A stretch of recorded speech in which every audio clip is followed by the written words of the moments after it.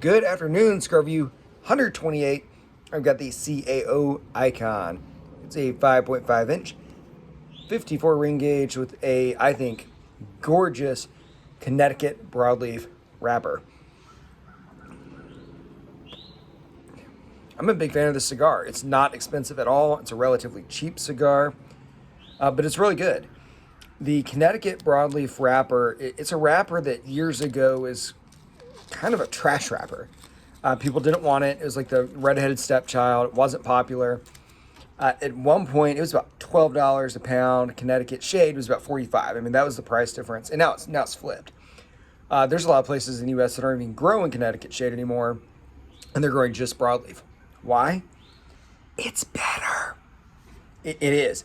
And the notes that I'm getting out of this are typical broadleaf notes. Lots of cocoa, sweetness, earth, fresh cut grass is one that I personally get out of a lot of broadleaf.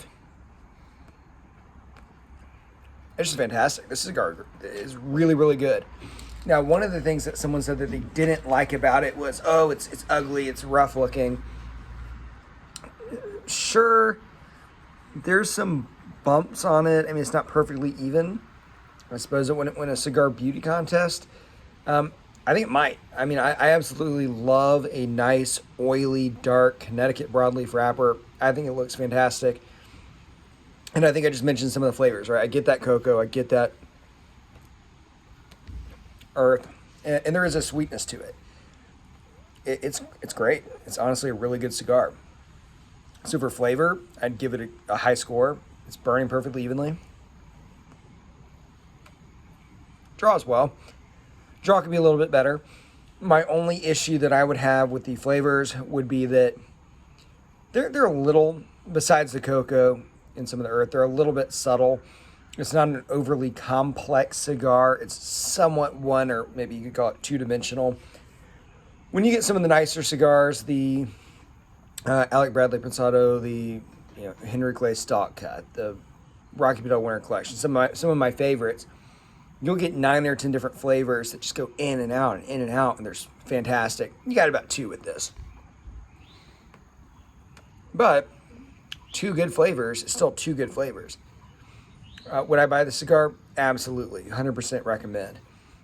One thing that I want to address that someone asked me the other day in the real world, someone said, Matt, it's true, right, that the cigar wrapper doesn't really impact the taste. It's more of just aesthetics. That couldn't be further from the truth. A long time ago, people used to say, oh, the wrapper's 15 or 20% of the taste. And now we're starting to realize it's not 15 or 20% of perceived taste. It's 60 plus. It's as high in some cigars as 80% of the taste. Filler and binder are, of course, very important. The wrapper's huge. The wrapper makes a giant difference. If you got the same filler and binder, and then you wrapped one with Connecticut shade and one with Connecticut broadleaf, they're completely different cigars. Completely different cigars. It's not like green M&Ms and red M&Ms where they really taste the same. It's completely different. Yeah, Cigar Review 128, the CAO icon. I absolutely love it. If someone brought this over, I would gladly smoke many of them. It's not an overly complex cigar. It's not ever going to probably make the aficionado top 25. But especially for the price, it's a great value, great smoke. Some people were saying it's a really strong cigar. It's on the strong end. I don't get that at all. I wouldn't say it's mild. I'd say it's a medium-bodied cigar. Approachable by anyone. This is one I don't think I would hesitate if I golfed to smoke this in the golf course, right? This is one that I could smoke in a hotter, more exposed environment. So if you have the opportunity to buy one of these, do it.